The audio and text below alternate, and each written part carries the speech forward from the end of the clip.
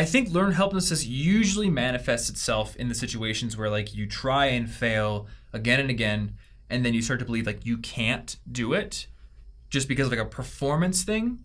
Yeah. But I think another thing people deal with, and something I've dealt with, is like you try something and you can't motivate yourself to stick with it, so you convince yourself that I'm not that kind of a person. Like maybe with languages. I've tried to do Japanese several times, and I'm just like, I fall off of it, and I just tell myself, like, I'm not a language person. Or the big one for me is I know in my head that I love music. Like I constantly listen to music. I'm constantly like tapping out stuff and making up songs in my head. And for a long time, like I started playing guitar when I was 12, but I always tell myself, like, I'm not cut out to be a musician, not because I can't play guitar, but because every time I try to like learn the hard parts of it, like modes or keys or how to read music or anything like that, or how to play a song that's like already out there, I'll get bored and then drop it for a while.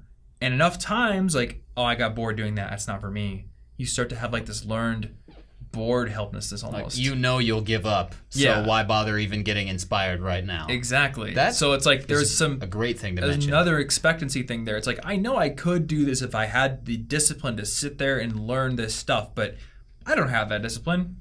It's not for me. But really, like if I think about it, it's like, do you want to be a musician? Yes, I do, actually. I really do. I would love to do that. So, okay, you need to figure out a way to target that problem. If you're getting bored, find a way to make it more fun, or build some sort of like accountability into it, or whatever it is. Yeah, and actually, I'm kind of surprised that I didn't think of that, because the whole time I was injured, like literally not being able to move my fingers, I had a low expectancy problem for quite a while. Yeah. Because of that, because I literally couldn't affect the outcome of things.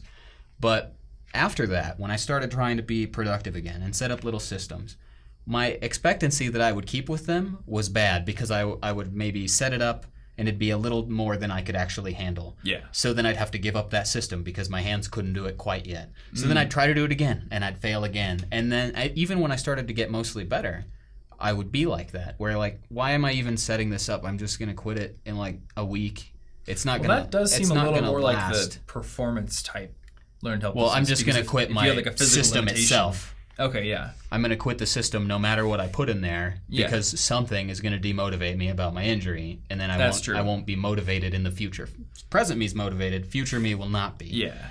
And I guess one of the things that's helped with that is if you're bad at commitment specifically, commit to something like incredibly trivial and do it for like a month in a row. Even just floss your teeth if you don't already, because I know a lot of you don't. Just, I'm going to floss every night. I'm going to keep on marking on this calendar. I'm not going to make myself take on too many things at once, because then you will overwhelm yourself and probably fail. Yeah. But if I can just do this one thing for 30 days and prove that I can make a habit here, then I know I can make a habit somewhere else.